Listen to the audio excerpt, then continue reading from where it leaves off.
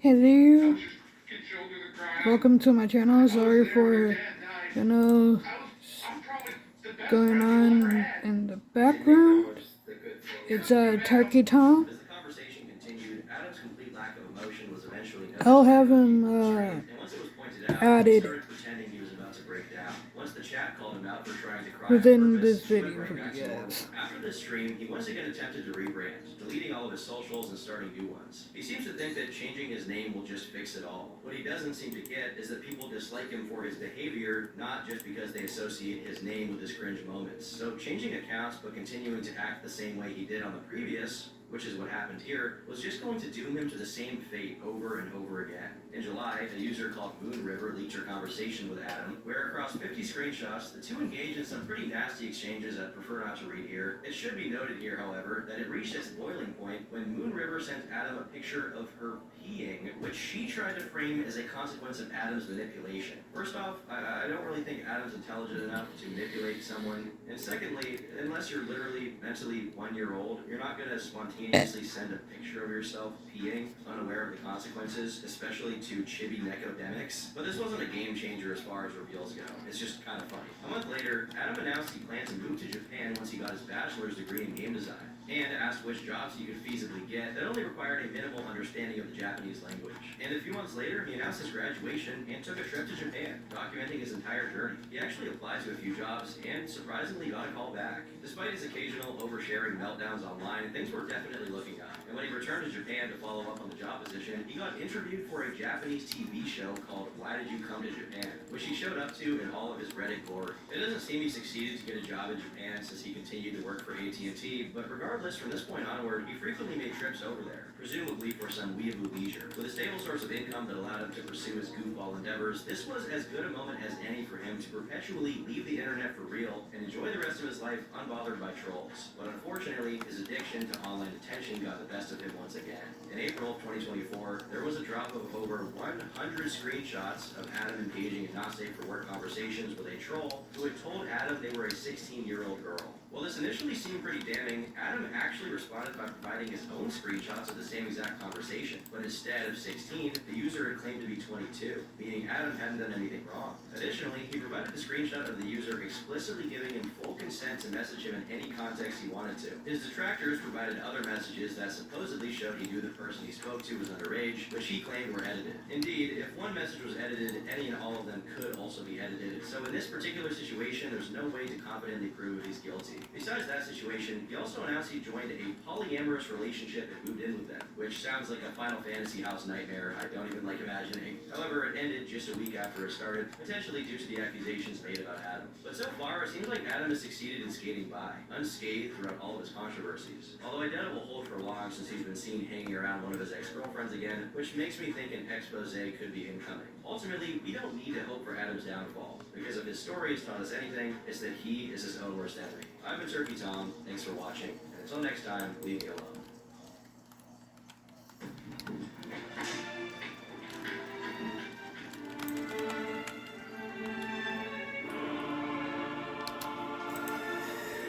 Damn. With artificial intelligence, we are here from a completely different perspective.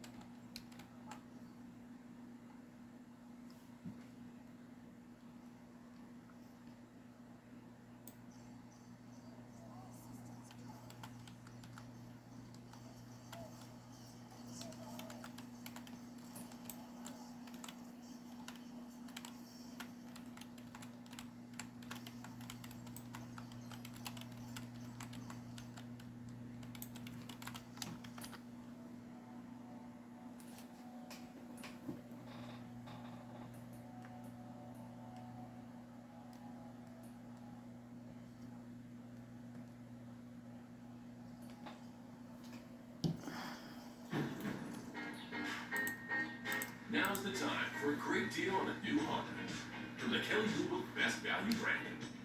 Buy online, reserve from select dealers, or hurry into your local Honda dealer today. In college, I would procrastinate a ton on projects, and then as an adult, there were certain things that I struggled with focus-wise in a job. Having a family and a house, I always procrastinated on things getting done at home.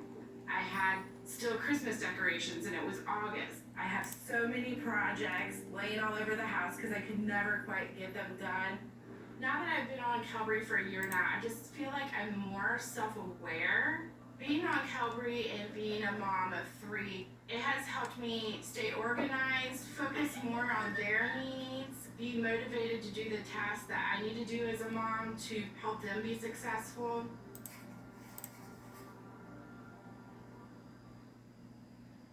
Qelbree fluoxetine extended release capsules is a prescription medicine used to treat ADHD in adults and Imagine if you went to therapy and your counselor turned out to be a polyamorous transgender furry with multiple personalities. No need to imagine, you're about to find out. The person you're seeing is an online content creator and mental health counselor who goes by the name of Poppy. And in the past few years, they've been involved in a mire of drama and allegations. But before being Poppy, they were Joshua, an aspiring mental health worker who, in the early 2000s, married Juliana, a girl a few years older, with her being in her mid-20s and Joshua being just 19 years old. Most importantly, perhaps, she was 3 months pregnant with someone else's child. But he loved her so much that he was more than willing to marry her and adopt the child as his own. This isn't something many men are willing to do. But before you think this is some kind of admirable act of self-sacrifice in the name of love, Joshua, that is, after he became Poppy, not only came to regret this, but actually claimed that they were somehow groomed into the role of husband and parent, despite already being 19 years old when the decision to marry Juliana was made. Sorry about that. My kid's mom, I buried every bit of trans that was in me and basically decided to do the whole like heteronormativity thing for a long time because I was A, scared of transitioning, and B, was thinking this was the right thing. I was an idiot, but it did give my kid a parent. Whether Poppy here is a reliable narrator or not, I'll let you decide. But what's suggested is that they were already trans at this point, and internalized transphobia is what got them into that position. That, or this is just how Poppy rationalized their underlying wish for the regular family life they once had. Unfortunately, this is something they didn't experience for long, since soon after the marriage took place and the child was born, Juliana Juliana tragically passed away in a horse riding accident, leaving Joshua to be a single parent to their 3-year-old daughter. There's truly no overstating the magnitude of losing your partner while you still have a very small child to take care of, and part of everything that happens from here on out is set in motion by this event. According to Poppy, their daughter is autistic. It was worth saying he deduced this was the case without a proper diagnosis from a doctor. Yeah, so I've not always been the smartest cookie, and one of the things is I didn't have any idea how autism worked because I don't have it. I knew how ADHD worked, I had that down, but autism was not something I understood, and my kid was pretty autistic,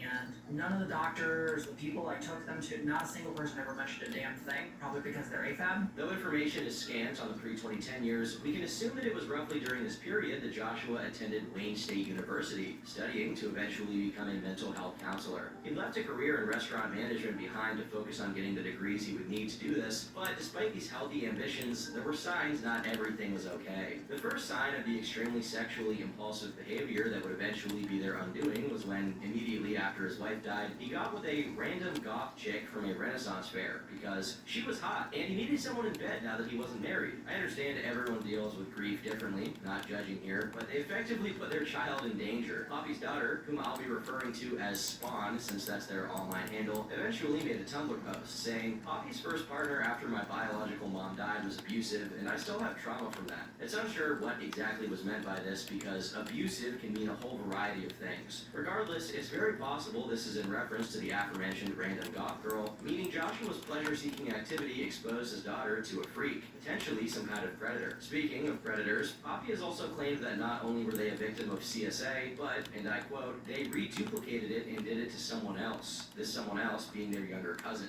It's important to say that this event allegedly took place when Poppy was a teenager and obviously not operating at their full rational capacity. However, it is inevitably something to keep in mind going forward, since, believe me, it will become relevant. Another thing to remember is that Poppy is also admitted to being abusive to Spawn, which is confirmed by the latter in the same Tumblr post I just read from. While Spawn didn't specify what this consisted of, they suggested that it wasn't that bad, at least in this post. After this first partner, there were 3 more that Spawn could remember, presumably taking place anywhere between 2004 and the mid-2010s, none of which are considered relevant. It's only in the mid to late 2010s that Poppy, at some point, still going by Joshua, meets Xena, their primary partner and the one who is most known for appearing in the streams, mostly staying quiet while doing activities like knitting or coloring. Go play Warhammer like a real autistic person. Due to her passive demeanor, it's easy to trick yourself into thinking Xena is somehow milder in nature than Poppy, but you'd be very wrong. Xena, like Poppy, has a checkered past, and while she probably would like for people to only focus on the one time she played the martyr and got heroically kicked out of a Boy Scout camp for admitting to being a lesbian, it's not the non-binary furry coming out of the closet that's interesting here, but the skeletons that are still in it. Not many specifics are known in regard to the people she allegedly victimized or the nature of her actions, but another Tumblr post, presumably from someone in the same LGBT community as her, said, "Do not trust Xena. She is an abusive misogynist who has assaulted women in LGBT safe spaces. She is an aggressive trans misogynist who intimidates trans women, refuses to allow discussion of her trans misogyny, and preys on trans women." Though I do have to emphasize that these are just allegations, so as always, take it with a grain of salt. To add another layer of Machiavellian behavior on top of these claims, many people, including Spawn, have said that the whole being a quiet little grandma thing on stream is fully inact, as behind the scenes, Xena is even more aggressive and domineering than Poppy. Now is as good of a time as any to get into the alphabet soup of illnesses these people have, beginning with Xena. There are a couple physical conditions like migraines and IBS. Remember, she's a furry and probably owns a fursuit. Imagine how bad it smells. These are often cited as reasons for her being unemployed, along with something called PMDD, which is short for premenstrual dysphoric disorder, meaning dysphoria associated with accentuated PMS symptoms. But it's not just not having a job that Xena uses these issues as an excuse for. Any and all bad behavior gets swept under the rug of her conditions. If she gets upset and takes her frustration out on people, no matter how aggressive and methodical she can get, it's all the fault of her PMDD. But there may be a little wrinkle to that explanation. Xena takes testosterone, and the thing about taking T is in some cases it can literally give you roid rage, especially if you're someone with naturally low levels like she obviously would have.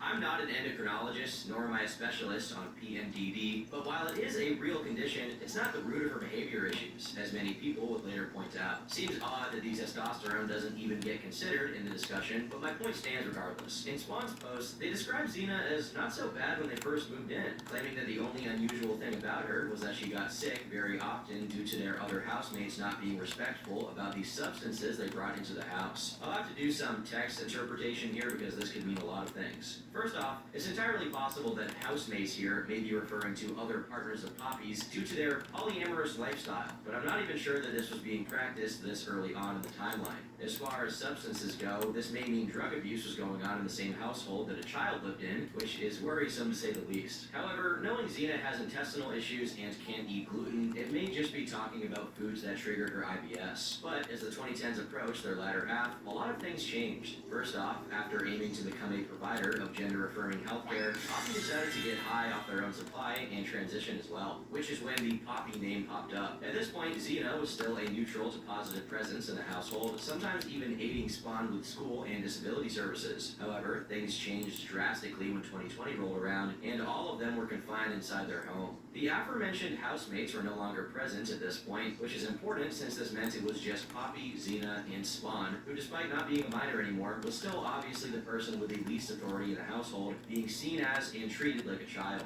Absent other people who could potentially serve as checks and balances for dysfunctional and abusive behavior, Xena's true nature reared its ugly head. Spawn's Tumblr post reads, "Xena gradually became meaner and more controlling of me, despite numerous claims of them not wanting to be my parent. This is where those structured chore times and meal times started to come into play. Now that Poppy was working from home, Xena had to be in the living room a lot. Poppy always defended me when Xena had arguments, one-sided yelling matches with me, but as time went on, she started siding with Xena more and more. I didn't really notice at first because I still loved and defended my mom. It was my friends who pointed out that my mom was treating me poorly in May of 2022. The trouble started way before that though. I just didn't realize it was abuse and mistreatment. We'll get to the details of these chore and meal restrictions later when they're elaborated on by Spawn in the document made after they left the household. While it's still possible, let's stay chronological. While 2020 was named as the year things began to change, it went by mostly silent, a kind of calm before the storm. It was only in February 2021 that Poppy began having an online presence to speak of, and that's when things really... Yeah, that's what I get for being the only goddamn healer. Channel was about how all mental health counselors have to be left wing for them to practice ethically. In and of itself, this is the kind of OG Tumblrina core content that gets you ridiculed online, but compared to their later actions, this is a fart in the wind.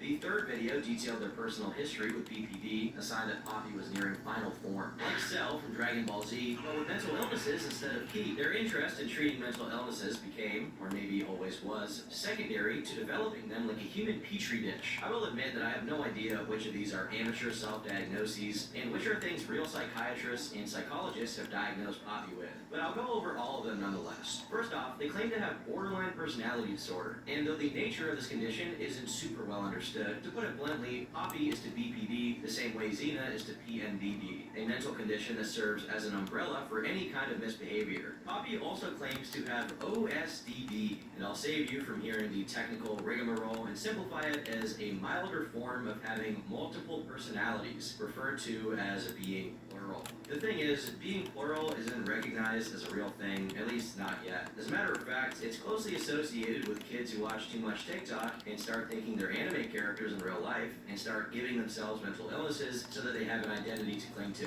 Before you consider the possibility that there is some credence to the claims of being plural, Poppy's headmates, because that's what they're referred to, are Penny, a tiger-shark hybrid described as a young girl, and Pepper, a tiger-spider hybrid that is canonically 12 to 14 years old. Does this sound creepy and insane to you? It probably should. Poppy's main identity also has an animal self, a hyena, specifically because female hyenas have what is called a pseudo-penis. I won't go too deep into explaining how that works because this video is already enough as is, but from the names with alliteration, the personas, and the bizarre age-related connotations, all of this is pretty disturbing, especially since Poppy has publicly admitted to having victimized a minor once, but we'll get to the practical implications of these alters later. The content being released was par for the course. One claimed that not dating trans people if you were straight meant you were a Nazi, and another begged everyone to wear masks, nothing too unusual for the political ideology Poppy espoused. Let's also not forget that the thumbnails of these videos looked like decomposing remains signs of an Armored Skeptic clone from 2014. Perhaps one of the most important and hypocritical pieces of content is one video titled "Authoritarian Parenting Can Lead to Abuse." Unsurprisingly, it seems that is exactly what was going on behind the scenes. As previously mentioned, Spawn Enjoy. eventually